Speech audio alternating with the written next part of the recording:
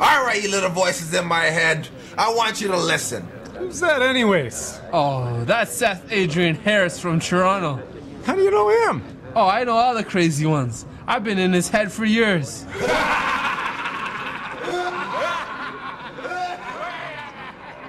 In 1995, I was writing a script called System Overload. And I got so intimately involved with the characters and the situations within the script that I started breathing the characters, living their experience, so much so that it was indistinguishable what was my reality and what was the reality of the script. I was having what doctors call the catatonic experience. Catatonia!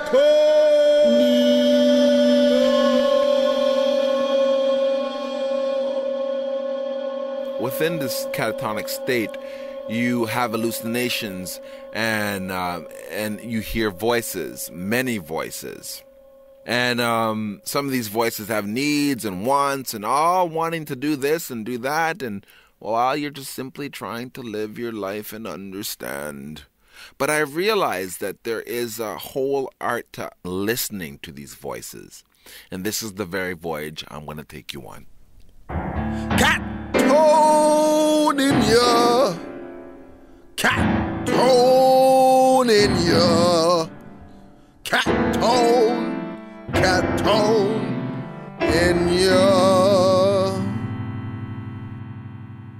I hear you whisper the wonder of what's going under. The olfactory of fiction, fixing a mission for what I hear. You list the bliss of life's missed stories. Candy coated, candy coated, candy coated, candy coated ears. What's that babbling? Who's that traveling? Stop that battling of crackling smells. You're driving me to a crisp and clean ravine where ravens call children to smoke weeds for building an ancient today. Touched by tomorrow, they'll leave all the sorrow in the past.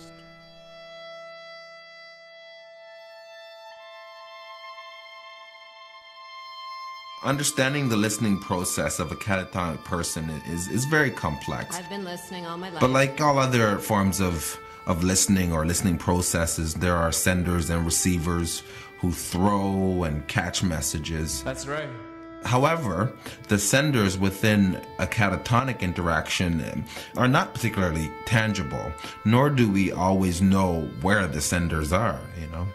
I have no physical person to match with more than half the voices I've heard during my catatonic states. And this put me in a position where that must have really freaked I you sometimes took a great leap of faith in believing and acting on the suggestions within some of those conversations, you know. For sure. Exactly. But like any interaction, really, I was free to choose what I would believe, but not always sounds all too familiar. Who or what I was interacting with. The voices that I hear and have heard, and I should mention that I don't hear voices as often as I used to. They definitely swayed my consciousness. In writing, I always hear voices. Oftentimes, it's just me moving the pencil or the keyboard, but the voices just keep screaming and coming and coming. I mean, I've written whole poems that were not my voice. You know, it was a total other person's voice. I was just transcribing what I was hearing. Catatonia, Catatonia,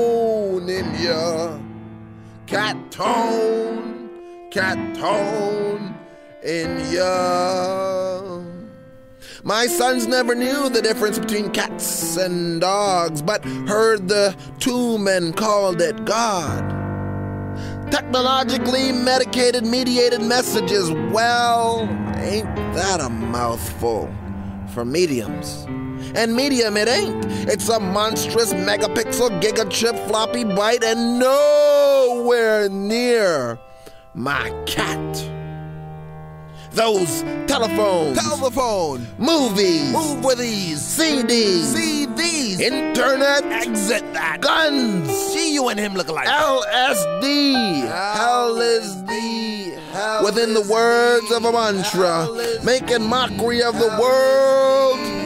What we hear will never cease, but often go unheard. Bring in the herds off the closed lanes. Let them wander the open plains so time could talk. The merry ways of life, the merry ways of life, the merry ways of life, the merry ways of life.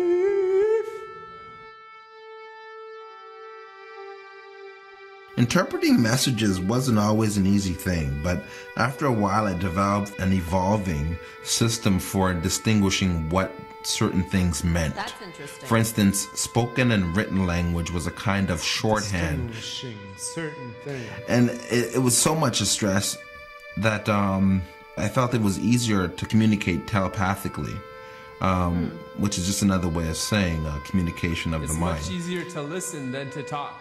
An example of that is there was a time that I was being examined by 4 doctors who were asking me questions that I was answering mentally, while wondering why they kept asking me the same question over and over and over again. And What was that? and why were they even speaking? And that was a really weird situation. Maybe some people can just communicate on other levels where others can't.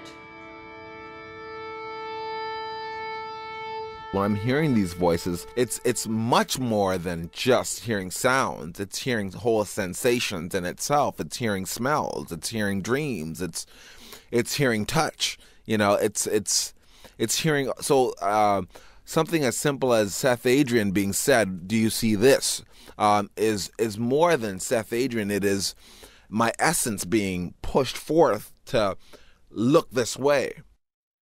Catatonia, Catatonia, Catatonia.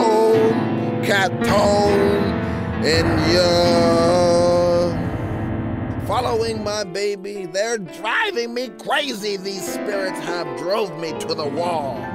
And I call out, why you doing me this way? Did I not pick those rainbows from your gray nose? Has dreams not made us the envy of sadists? I say, we touched tongues once again.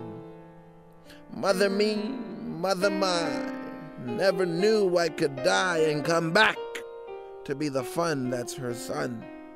Feeding back the messages, keeping track of vestiges, swirling and whirling in my ears.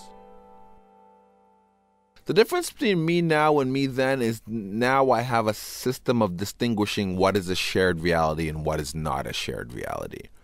When I was in a catatonic state, I didn't know what other people were hearing. I didn't know that if people understood exactly what I was understanding and feeling and sensing. I actually thought everybody was, to be quite honest. I didn't realize that, no, not everybody is.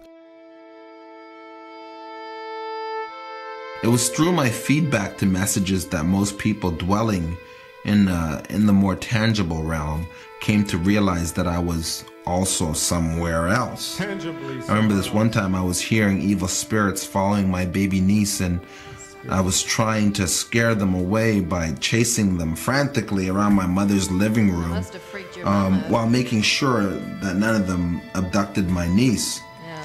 Yet all my mother saw was me chasing my screaming niece like a madman, you know? Sagacious. And later on she asked me what was going on, and I, in a matter-of-fact way, said, "Those damn spirits are chasing Chenille." Maybe they were. As if evil spirits were as available as a pesky fly that needed to be swatted.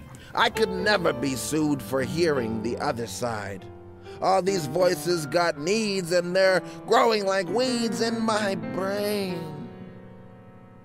Telling tales of jailbreaks with family gods and hairy saints, wishing I didn't know their pain. Comprehending can't be true. Ain't no calm in the hen's ending, 'cause the cavalry is coming through my inner ear and humming while I'm mending the fences on the stable of life. They say it's a chemical imbalance in the brain, to put it simply, that causes a person to hear voices and have hallucinations coupled with intense paranoia. And it's all that. It's absolutely all that. But the most fascinating aspect of the catatonic experience is still the voices. Comprehending messages from the voices in my head was always more interesting and sometimes less stressful than those from tangible people. I wonder how much fear is involved. I remember on this one occasion it was the voice of a friend who talked me out of a very suicidal situation, encouraging me to go to the hospital.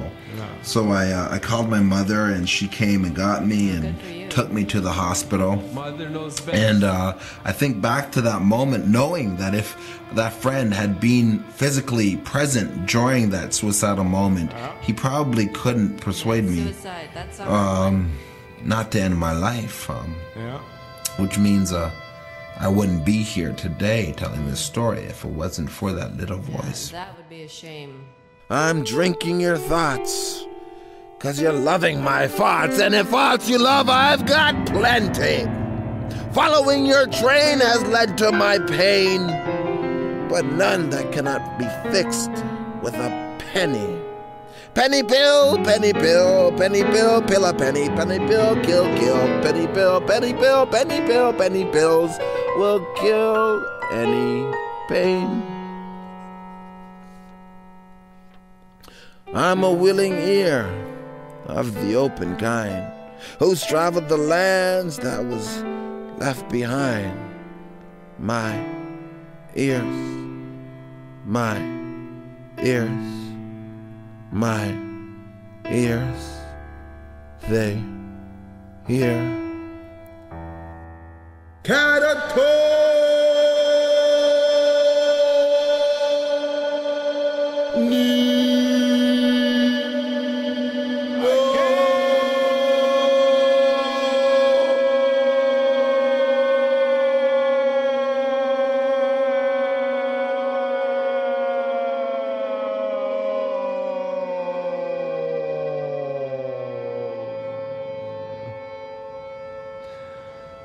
Now I understand.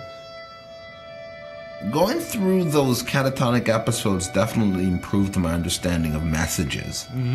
I now have a deeper awareness of the esoteric nature of sounds, written, spoken, and even thought.